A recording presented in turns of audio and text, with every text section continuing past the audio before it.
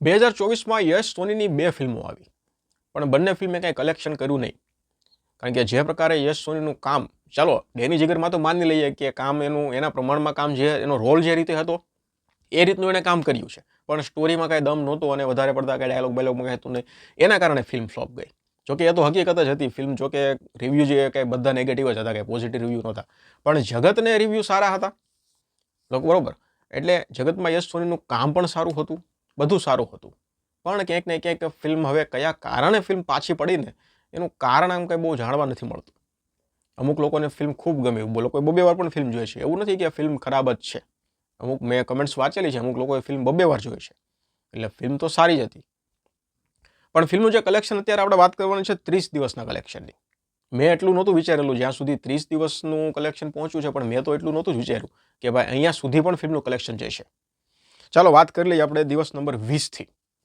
20મા દિવસે 2 લાખ રૂપિયા કલેક્શન આવ્યું, 21મા દિવસે 3 લાખ આવ્યું, 22મા દિવસે 2 લાખ આવ્યું, 23મા દિવસે 7 લાખ આવ્યું, 24મા દિવસે 5 લાખ આવ્યું, 25મા દિવસે 3 લાખ આવ્યું, 26મા દિવસે 3 લાખ આવ્યું, 27મા દિવસે 4 લાખ આવ્યું, 28મા દિવસે 4 લાખ આવ્યું, 29 અને 30 બંને દિવસે 1-1 લાખ રૂપિયા કલેક્શન આવ્યું.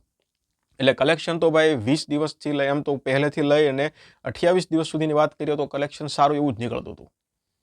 અને ટોટલ કલેક્શન તમને કહી દઉં, ઇન્ડિયા નેટ કલેક્શન 2 કરોડ અને 4 લાખ રૂપિયા થઈ ગયું છે. બોલો, 2 કરોડ અને 4 લાખ રૂપિયા ફિલ્મનું કલેક્શન થઈ ગયું હતું. મને તો એવું હતું કે આ ફિલ્મનું કલેક્શન લગભગ 1 કરોડ 50, 60, 70માં તો નીપટી જાય, પણ 2 કરોડ ઉપર 4 લાખ થઈ ગયું છે. અને હવે જો કે વધારે ફિલ્મ ચાલવાની પણ નથી એમ તો, કારણ કે હવે તો ઘણી ફિલ્મો અત્યારે જમકુડી આવી ગઈ છે, પછી ચૂપ પણ આવી રહી છે.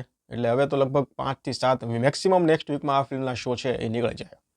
અને ઓફિશિયલ રીતે આ ફિલ્મ અત્યારે ડિઝાસ્ટર કેટેગરીમાં છે અને હવે ફિલ્મ આગળ નહીં વધે. એટલે એવરેજ પણ નહીં જાય, ફ્લોપ પણ નહીં, કાંઈ નહીં, ડિઝાસ્ટર કેટેગરીમાં છે ફિલ્મ.